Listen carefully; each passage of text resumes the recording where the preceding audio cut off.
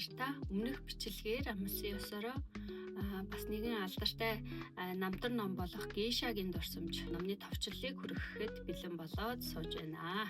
За та нар маань анзаарч байгаа бол энэ удаагийн бичлэг маань ийм гоё мэргэжлийн студиэс та нартай хүрж байгаа. Өнөөдөр надад нэг дууга бичүүлэх ажил байсан. Тэгээд хоолойны бичлэгт орох. Тэгээд ийм гоё орчинд ирсэн болохоор бас энэ орчин ашиглаад та нартай бичлэгээ хүргэчихдэг юм уу гэж бодоод сууж байна. За уг нь бол нэг 7 хоногт нэг удаа номын товчлол оруулаад явъя гэсэн бодолтой байсан. Тэгээд бодсноос бас тийм амар ажил биш юм. Тэгээд ямар ч хэлсэн нэг 10 хоногийн дараа энэ бичлэг маань орж явах шиг байна.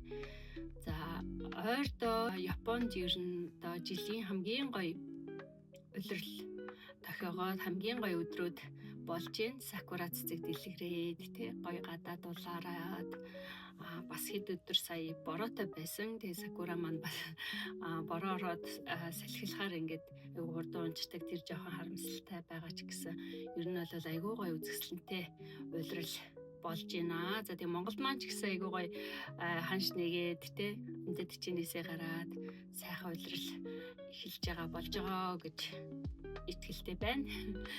За тэгээд номныхоо товчлол руу орцгоё. За Гейшагийн дурсамж ном маань номын маань гол дүр болох Саюри Нитто гэдэг эмэгтэй өөрийнхөө одоо дурсамжийг ярьж бичиж байгаагаар эхэлдэг. Энэ намтар номоор болвол 2005 онд кино хийгдсэн байдаг. Тэгээд та нарын маань бас мэлээдгүй сайн мэддэг ном кино болов гэж бодож байна. Гол дүрд нь Хятадын алдартай жүжигчид тоглосон байдаг. Маш гоё кино болсон байдаг. Би бүр жоохон багтаа үзчихсэн санагдчихээн. Тэгээ сүүлд бас номыг уншичаад киног нь хайж олоод үзье гэж бодоод хайсан чинь Netflix юугээр байхгүйсэн. Гоё үзчихээр юу олдохгүйсэн. Тэгээд ямар ч гэсэн стил хайж байгаа. Дахиад үзмээр санагдаад. За тэгээд Саюри маань болвол анх Чио гэд нэртэй бяцхан охин байсан. 12 настай байхаас нэхлээд гараад явдаг. За тэгээд загсчны тосгонд төрсөн Киото хотын ойролцоол юм шиг байгаа юм бодвол тэгээд ээжигээ бага насндаа өвчнөөр алдаад тэгээд аав нь бас ингээ хүнд өвчтэй болцсон. Тэгээ ер нь бол амьдрал нь маш хүнд байгаа учраас охиныгоо ерөөхдөө харж хандхад айгүй хэцүү болоод хамгийн зөв зам нь л одоо бодвол тэр нөгөө Киото руу Гейшагийн одоо тийм юу гудамд охиныгоо зарж байгаа байхгүй. Тэр нь л одоо тухайн үедээ аавынх нь хамгийн зөв сонголт болохоор тэгж байгаа юм болов уу гэж ойлгосон. Тэгээд бяцхан Чио маань Киото руу нэг танихгүй эрэгтэй хүн ирж авч явдаг. Тэгээд ерөөхдөө ном дээр бол загсчны жижигхэн тосгоноос өөр одоо газар мэдэхгүй, ерөөсөө холдож үзээгүй, гэрэл гэгээтэй тийм олон хүнтэй газар үзээгүй тийм хүүхдүүд бол маш одоо том хот байгаагаар Киото бол маш сүрдмээр том хот, маш олон хүнтэй байгаа. Хүн тэрэг машин гэрэл гэгээнт нь сүрдэж байгаагаар номон дээр гардаг. За тэгээд Чио маань нөгөө хүнтэй цуг явсаар агаад юуны Гион гэдэг одоо нэртэй тэр Гейшагийн юунд очиж байгаа байхгүй юу? Годамд. Тэгээд тэр Гейшаг бэлтгэдэг одоо сургууль байдаг. За тэгээд Гейша болон болтол нь одоо нөө амьдруулдаг гэр тийм цайны tea house буюу цайны гэрүүд гэж байгаад байгаа байхгүй. Тэд нэг тийм цайны гэрт нь амьдраад тэгээд тэрийг одоо цэвэрлээд ерөөхдөө бол тэнцээ нөгөө нэг үйлчлэгээний ажил хийгээд тэр хүмүүст туслаад байх үүрэгтэй болж байгаа байхгүй юу. Тэгээд юу яадаг. Ерөөдөө номон дээр тэгээд тэр бяцхан Чио маань яаж одоо Гион даяар алдартай тийм үзэсгэлэнтэй хамгийн одоо номер 1 юу болж байгаа гейша болж байгаа вэ? Тэр талаар гардаг маш их хүнд хэцүү тийм дардан байгаагүй. Дээрээс нь бас дэлхийн 2 дугаар дайн тэр үеэр таарсан. Тэгээд тийм талаар үйл явдлаа ярьдаг. За тэгээд анх номын 1-р бүлэг дээр бол анх юунд Гион дээрээ амьдрал нь ямар хэцүү байсан гэрээ санаад тэд ярианы аялга нь хүртэл өөрсдийнхоос нь шал өөр байж байгаа гэж байгаа байхгүй Кёто аялга. Тэгээд яриаг нь ойлгохгүй бүх юмыг шинээр сурах хэрэгтэй болж байгаа юм. Тэгээд ер нь өөрийгөө яах гээд энд ирсэн байгаа тэрнийгээ чи ерөөсөө ойлгохгүй. Дээрээс нь тэнцээ хацуу момоо гэд нэг атаархуу одоо дээрлэхүү тийм нэг гейша байгаа хгүй. Ерөнхийдөө нэг юм ти хауст одоо нэг юм уу хоёр гейшанууд ингээд амьдарч байгаа хгүй. Тэгээд нөгөө нэг гейша болох гэж байгаа юм анхлаа суралцагч нар гэх юм уу. Тэд нар бас ингээд тэднэр хоолундыг хийгээд хамаг юм үйлчлээд амьдардаг тийм юу байгаа. Тэгээд ерөнхийдөө тэр ти хавасын хамгийн хамаг одоо орлогыг нь олоод одоо нөгөө ерөнхийдөө авж явж байгаа гэдэг утгаараа тэр хацуу момоо амар тийм одоо дам гарцсан хүүхэн байдаг байхгүй. Тэгээд чиё бол амар тийм онцлог бусад охтуудаас илүү юм далайн ч юм уу тийм саарал цэнхэрнүүдтэй. Тэгэд тэр үзэсгэлэнтэй байгаад натаархаад юу яагаад байдаг. Ер нь бол шантруулах гал тийм үү. Тийм хорлон сүйтгэх үйл ажиллагаанууд зөндөө хийнэ. Тэгээд тэнцээ бас нэг pumpkin холоо гэдэг нэг охин байдаг байхгүй бас саяурыг чиёг бодвол арай жоохон төрүүлээд тэр тий хауст ирсэн. Тэр охин байдаг. За тэр охин болвол тэгээд ерөөхдөө саяурыг юуг бүх юмыг ингээ зааж өгдөг. Яаж одоо ажиллаа хийх үү, яаж хувцас руу өмсгөж гэдэг юм уу те. Өөрийнхөө одоо хийж байгаа юмнуудыг зааж өгдөг. За тэгээд тэр хоёр ерөөхдөө нөгөө хацуу момод ирлхүүлээл тэгэл нэг оргож морох гол янз бүрийн үзнэ. Тэгээд гудамнаас нөгөө хоол түүж идэж мэдээл тиймэрхүү юм гарч байгаа юм. За тэгсэн чинь ерөөхдөө манай нөгөө хэн болохоор орох гэж байгаагаараа хугалцдаг байхгүй чиё. Тэгээд юу яадэ. Эмчилгээний төлбөр мөлбөр гэл ерөөхдөө амьдарч байгаа байр хоолны зардал гэд бүх юм нь өр болж идэг. Тэгээд нөгөө гейшагийн сургуульд сургах төлбөр нь хүртэл өөрийнх нь өр борлоод явж идэг. Тэгэхээр зүгээр л тэнд амьдарснараа айгүй хүртээ болж байгаа гэсэн үг байхгүй. Тэгээд тэрийг нөгөө гейша болж байгаад нөгөө тий хаусынхаа эзэнд төлөх ёстой. За тэгээд нөгөө гейшагийн сургуульд сургах хэсэг нь бас айгүй эргэлзээтэй. Яагаадгүй л тэр хүнийг одоо өчнөн зардал төлөөд сургалаа гэхэд одоо нөгөө зарлаа нөхөж чадахгүй юу гэдэг бол бас эргэлзээтэй учраас нөгөө чиёг маань сурахгүй pumpkin гэд тэр хоёрыг ер нь сурахгүй л байж идэг байхгүй юу. Тэгсэн чинь нэг өдөр тэр одоо гионы тэр юунууд гейшанууд ч хоорондоо бас айгүй нөгөө өрсөлдөө ихтэй. Тэгсэн чинь хацуу момогийн өрсөлдөгч Мамеха гэдэг бас айгүй алдартай гейша байгаа байхгүй. Тэгээд тэр болохоор юу яаж байгаа юм. Манай чиёг ивэлдээ аваад ерөөхдөө нөгөө team sister өөрийнхөө дүү болгож байгаа байхгүй юу.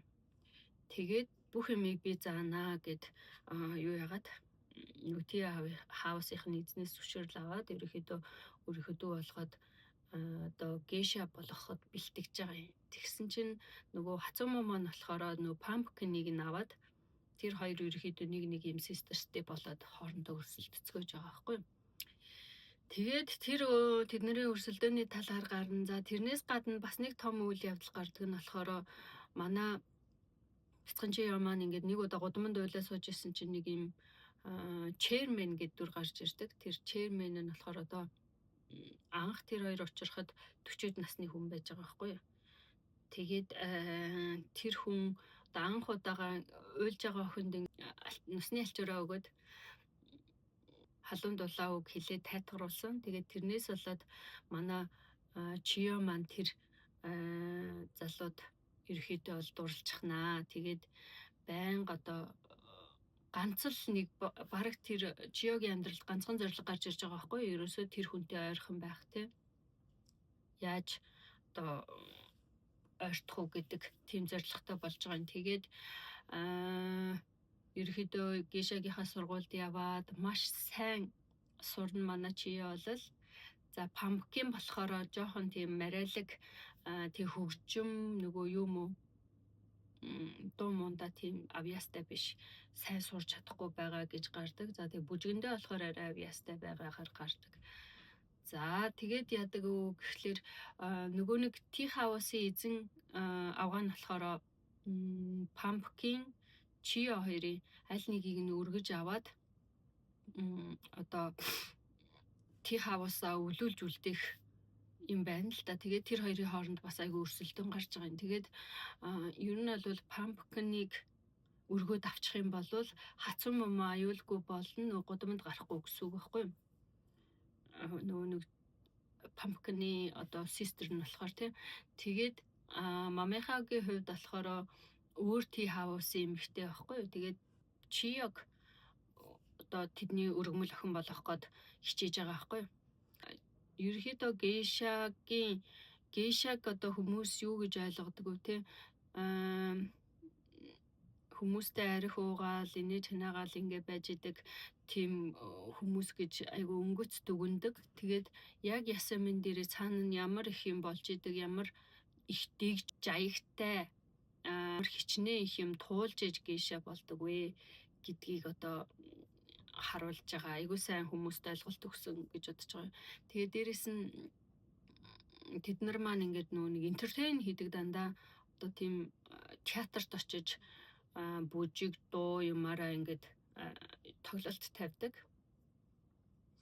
Тэгээд орой нөгөө нэг партинуудаар явж бас хүмүүсийг хөгжөөдөг. Тийм entertain хийдэг хөгжимтг нь хөгжөөд, дуулах нь дуулаад, бүжиглэх нь бүжиглээд, тэгээ хүмүүстэй арх уугаад, тэгээ ерөөхдөө бол бас айгүй өрөвдөлтөй нөгөө гэр бүл зохиож хүүхэд гаргадаггүй. Айгүй сонирхолтой тийм ёс заншлууд бас байдаг байгаа хгүй. Жишээлбэл гэх юм бол данна буюу ингээд нөхөртэй болж байгаа юм. Гэхдээ тэр нь бол нөгөө гейшад маань ингээд байнгын take care хийгээд гейшад болон тэр нөгөө нэг tea house-т нь байнгын ингээд юу яадаг, мөнгө төгрөг өгөөд тусалдаг тийм нэг тийм нөхөртэй болж байгаа байхгүй. Гэхдээ тэрнтэй бол одоо ингээд юу яахгүй.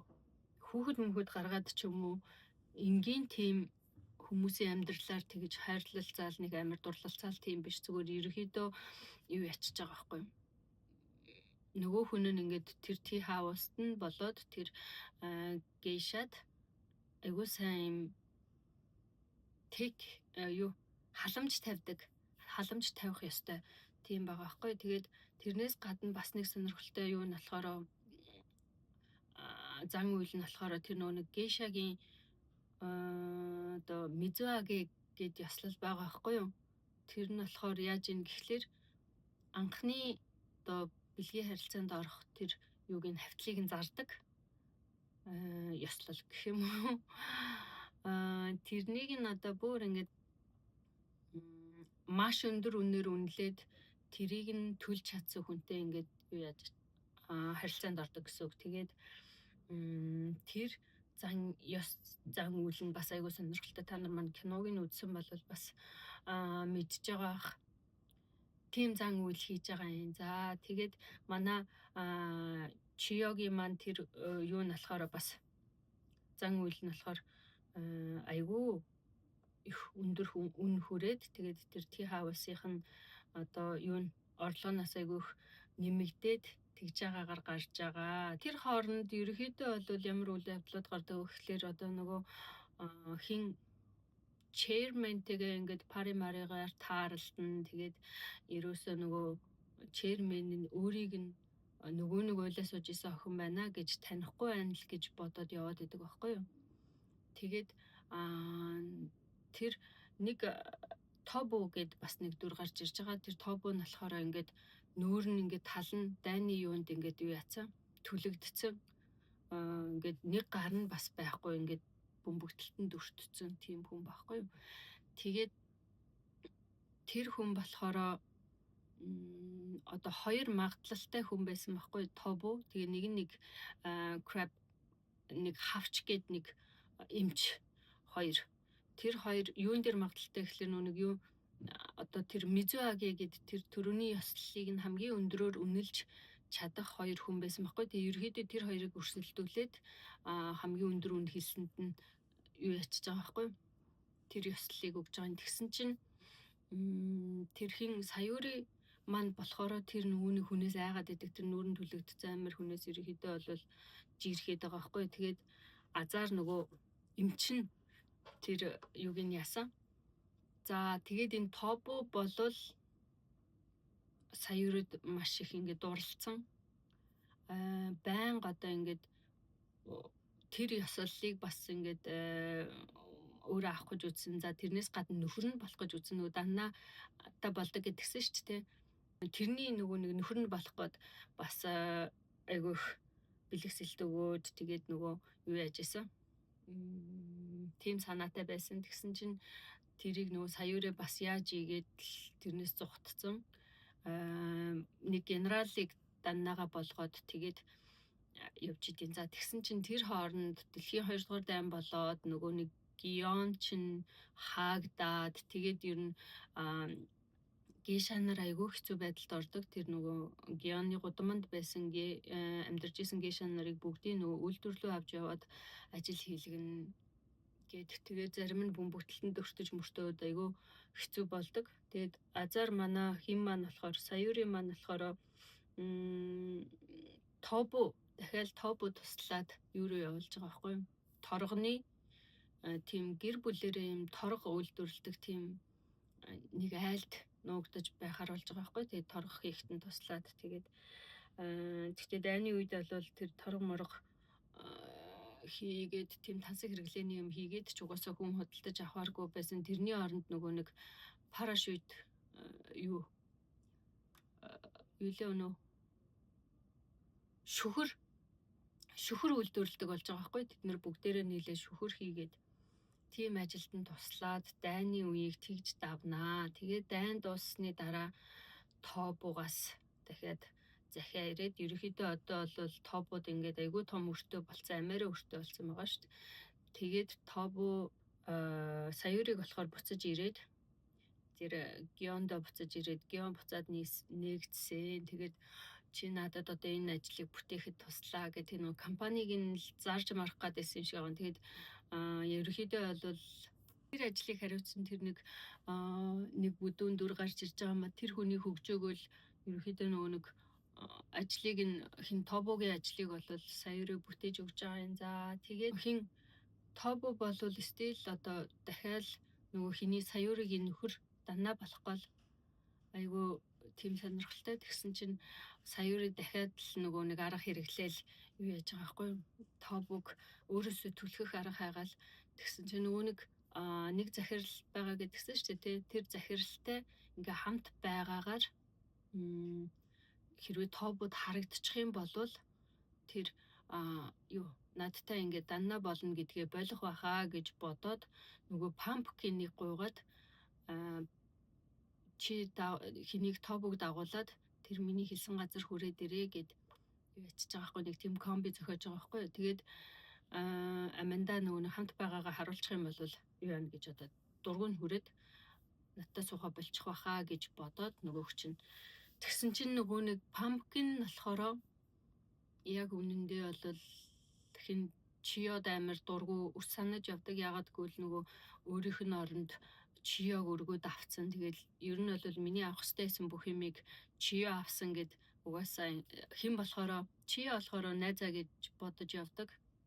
Тэгсэн чинь нөгөө Pumpkin нь болохоор хамгийн сүүлд нь яаж чадж байгаа юм гэхлээр нөгөө chairman-ыг дагуулад очиж байгаа байхгүй юу? Нөгөө хоёрыг чигээ цуг байж ахт нь. Тэгээд хин Саяури ч бүр шоконд ороод нөгөө chairman чинь бас шоконд ороод тэгээд ерөөхдөө болвол өөрийг нь танихгүй байна, мэдэхгүй байна гэж бодоод яваад байсан чинь нөгөө chairman нь бол мэдчихсэн байдаг байгаа байхгүй юу? Нөгөө нэг эмэгтэй уйлаа сууж исэн жоохон охин гэдгийг бол мэдчихсэн байдаг. Тобу тэгээд тэр хоёрыг хараагүй учраас одоо ингээд за надтай суухан тодорхой боллоо гэж бодоод Тобутай уулзахаар нэг газар товлсон байсан газараа очисон чинь Тобу нь болохоор тэрнийг нөгөө нэг тэр өөр захиралтай хамт байж исэн гэдгийг сонсцсон. Тэгээ очоогүй байхгүй юу? Уур нь хүрээд очоогүй, яг нөгөө саяурын төлөвлөгөөгөр болж байгаа гэсэн үг. Тэгсэн чи харин оронд нь хин ирсэн гэхлээр chairman хүрээд ирсэн. Тэгээд chairman одоо яг жинхнээсээ сэтгэлээ нээж байгаа байхгүй. Тэгээд энэ олон жил яагаад хэлээгүй ингээд яваад исэн гэхлээр тобуг бодоод исэн. Тобу нөгөө нэг саяурууд айгүй ингээд сайн байгааг нь мэдж байгаа болохоор тэгээд ерөөхдөө chairman тобу хоёр ч нь болохоор айгүй тийм баг ах дүүсийн барилдлагатай байнга ингээ хамт явж идэг тийм chairman-ийн компаниг тобу ингээд хөл дээр нь босгож аварж исэн ч гэдэг юм уу, тийм одоо айгүйх тийм өртөө юм шиг ийм холбоотой байсан байгаа байхгүй. Тэгээ тийм болохоор өөрийнхөө ингээд юг хэлээд саяурыг сайн байгаа гэдгийг мэдж байгаа болохоор өөрийнхөө филингийг нуугаад яваад исэн байхгүй. Тэгээ сая хэлээд тэгээд тэр хоёр ингээд хоорондоо би биендээ хайртай дуртай гэд тэгээд ямарч исэн гоё саяурыг маань мөрөөдөл билээ. Тэгээд Гиондо ажиллахаа болоод нөгөө хинийгээ chairman-ийг даннаага болгоод тэгээд тэр хоёр нэг хэсэг цуг амьдарч ийсэн chairman нь Америкт одоо бас ийм ажил хийх хэрэгтэй болоод тэгээд chairman-ийг дагаад Америк яваад тэгээд Америкт явахдаа нэг тийм жижигхэн тийм tea house артаал нөгөө хүмүүст тийм entertain хийдэг байхгүй нөгөө юу гейшагийнхаа. Тэгсэн чи яг нөгөө өөрөө бас тийм гейшагийнхаа юм ажлыг айгүйх сансан байсан гэдгийг мэдээд тэгээ chairman-дээ хэлж яагаад нэг тийм Америкт тийм жижигхэн tea house өөр ингэсэн tea house-аа нээж байгаа тийм талаар гардаг. Тэгээ хамгийн сүүлд нь chairman-тэйгээ маш удаан жил тэгээ сайхан аз жаргалтай амьдарч яагаад chairman нь бас нэлээ өөрөөс нь угаасаа хөгшин штэ. Тэгээд өнгөрдөг. За тэгээд саяурын болохоор бас ингээд эмээ олцсон өөрийнхөө төрсөмжийг тэгээ бичээд ингээд Нью-Йоркийн гудамжид зогсож байгаа.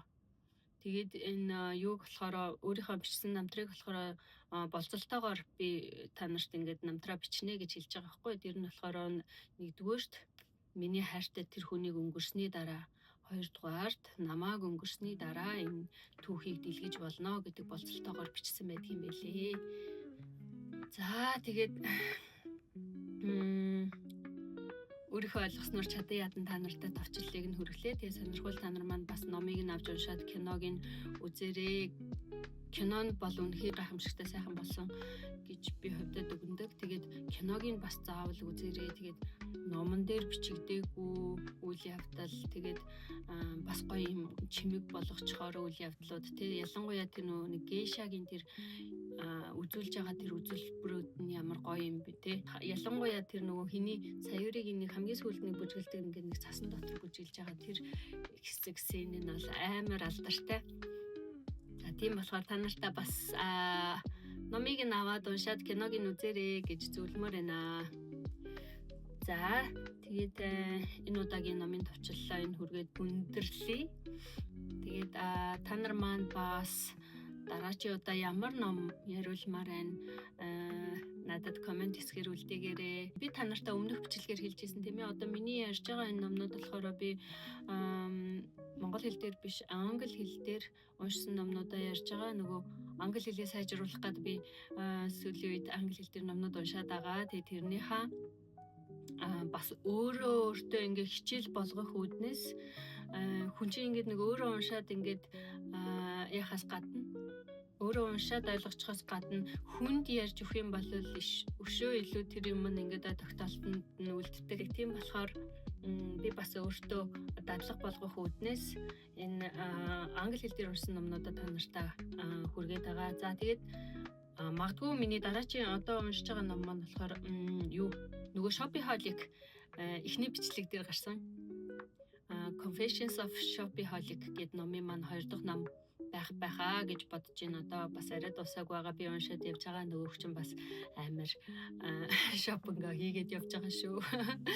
Тийм. Энэ хүртэл үзсэн та нартай баярлалаа. Тэгээд дараагийн бичлэгээр уулзлаа. Түр баяртай.